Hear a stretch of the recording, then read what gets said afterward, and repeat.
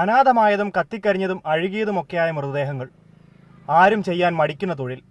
സോമൻ ചേട്ടന് പക്ഷേ ആ മടിയില്ല. കഴിഞ്ഞ 32 വർഷമായി സോമൻ ചേട്ടന്റെ സേവനം പോലീസ് വകുപ്പിനടക്കം ലഭിക്കുന്നുണ്ട്. സോമനെ വിളിച്ചാൽ എല്ലാ കാര്യം ഭംഗിയായിട്ട് ചെയ്യും. കാരണം ഇതിനകത്ത് തൂമ്പായ്ക്ക് മാന്താൻ പറ്റുന്നില്ല.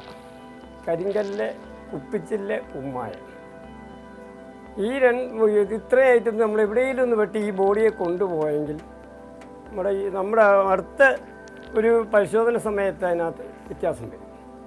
അതുകൊണ്ടാണ് പ്രത്യേകിച്ച് ഇങ്ങനെയുള്ള കാര്യത്തിന് എന്നെ വിളിക്കുന്നത്. കൂലിപ്പണിക്കും തെങ്ങുകയറ്റത്തിനും പോകാറുള്ള സോമൻ ചേട്ടന്റെ വീട് 2018 വെള്ളപ്പൊക്കത്തിൽ തകർന്ന അവസ്ഥയിലാണ്. ഇതിനിടെയാണ് മാതൃഭൂമി ന്യൂസ് നടത്തിയ പരമ്പര ദ ഗ്രേറ്റ് ഇന്ത്യൻ ജോബിൽ സോമൻ ചേട്ടന്റെ കഥ വാർത്തയായത്.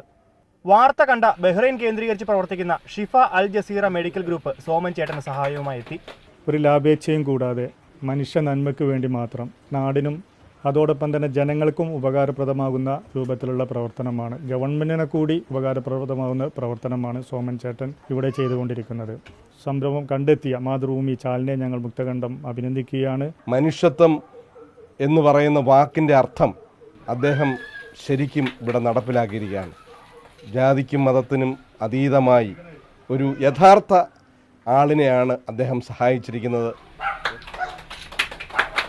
എനിക്ക് ഈ പെരയുടെ നാമത്തിലാണ് എൻ്റെ മെയിൻ വിഷയം. ആരേലും ഒന്ന് തുടങ്ങി വെച്ചെങ്കിൽ മാത്രമേ ബാക്കിയുള്ള കാര്യത്തിന് മുന്നോട്ട് പോകുള്ളൂ എന്നാണ് എല്ലാവരും പറയുന്നത്.